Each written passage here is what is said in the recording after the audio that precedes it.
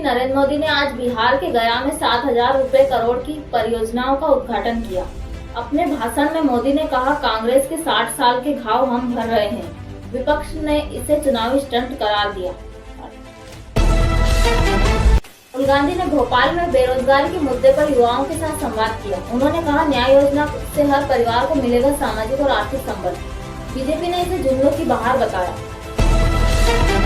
गृहमंत्री अमित शाह ने मणिपुर हिंसा पर लोकसभा में कहा, शांति बहाल करना सरकार की प्राथमिकता है।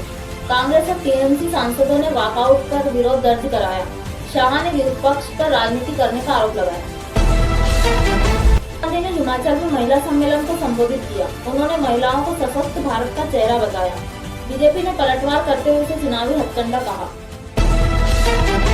कुमार ने केंद्र से बाढ़ राहत के लिए 5,000 करोड़ की मांग की। बिहार के 12 जिले पानी में डूबे हैं, लाखों लोग विस्थापित हुए। केंद्र ने मदद का भरोसा दिलाया।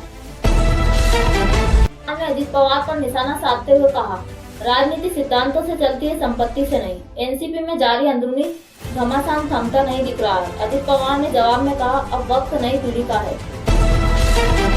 ईडी ने तेलंगाना कांग्रेस के विधायक के खिलाफ 300 करोड़ रुपए के घोटाले की चार्जशीट दाखिल की। कांग्रेस ने इसे बदले की कार्रवाई बताया। मामला हाईकोर्ट में जाएगा। नबी ने बांग्लादेश सीमा पर केंद्र सरकार की ढीली निगरानी पर सवाल उठाया। उन्होंने कहा, बीएसएफ की भूमिका पर पुनर्विचार होना चाहिए। गृह मंत्रालय ने बयान को गैर जिम्मेदाराना बताया।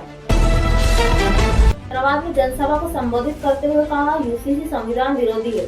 उन्होंने मुस्लिम समुदाय को सतर्क रहने की अपील की। बीजेपी ने पलटवार किया, देश संविधान से चलेगा, शरीयत से नहीं। आज सोना 73,480 रुपए प्रति 10 ग्राम और चांदी 1,06,100 रुपए प्रति किलो पर रही। मंदी की आशंका के चलते सोने में मामूली तेजी दर्ज की गई। चांदी की कीमतों में लगातार तीसरे दिन गिरावट दर्ज हुई। कोलकाता में सोने की मांग 12% गिरावट देखी गई। खरीदारों ने हाई रेट से किनारा किया। सर्राफा कारोबारियों ने जीएसटी में राहत की मांग की। फेस्टिव सीजन के पहले बाजार में सुस्ती बनी हुई है। भारत में बेरोजगारी दर 8.5% बनी रही। शहरी क्षेत्र में स्थिति बदतर है। सीएमआई रिपोर्ट के अनुसार 15 से 24 वर्ष के युवा सबसे अधिक प्रभावित। सरकार ने अगले महीने से प्रधानमंत्री रोजगार मेले की घोषणा की। की कीमतों में लगातार तीसरे महीने बढ़ोतरी दर्ज की गई। प्याज 58 रुपए किलो, टमाटर 72 रुपए तक पहुंचा। जनता महंगाई से त्रस्त, विपक्ष हमलावर।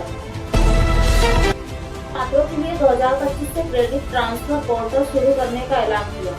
अब एक कोर्स का क्रेडिट देश के किसी भी विश्वविद्यालय में इस्तेमाल किया जा सकेगा। छात्रों और शिक्षकों ने इस निर्णय का स्वागत किया। काम्बे ने अपनी नई रिसर्च नीति जारी की है, जिसमें उद्योग शिक्षा सहयोग पर जोर दिया गया है। रिसर्च स्कॉलर को अब 12 महीने फेलोशिप मिलेगी। ये नीति 2026 से लागू होगी।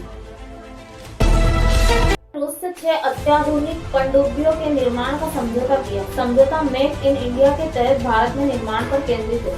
सौदे को रक्षा क्षेत्र में बड़ा कदम माना जा रहा है। यूएई के राष्ट्रपति के साथ द्विपक्षीय बैठक की। दोनों देशों ने व्यापार, सुरक्षा और ऊर्जा क्षेत्र में सहयोग बढ़ाने का संकल्प किया। भारत को खाड़ी में नया निवेश मिलने की उम्मीद। 24 घंटे में 250 मिलीमीटर बारिश दर्ज की गई। लोकल ट्रेनें प्रभावित रही। मौसम विभाग ने अगले 2 दिन के लिए रेड अलर्ट जारी किया। बीएमसी ने निचले इलाकों में राहत कार्य तेज कर दिए हैं। डेंगू के केस 42,000 पार कर गए। अस्पतालों में बेड की कमी सामने आई। स्वास्थ्य मंत्रालय ने सभी राज्यों को विशेष क्लिनिक शुरू करने का निर्देश दिया। लक्षण दिखते ही तत्काल जांच की अपील की गई। दिल्ली में वायरल फीवर से बच्चों की भर्ती में 30% इजाफा हुआ। डॉक्टरों ने स्वच्छता और सतर्कता बढ़ाने की सलाह दी। दवा दुकानों पर बुखार की दवाइयों की बिक्री बढ़ गई है।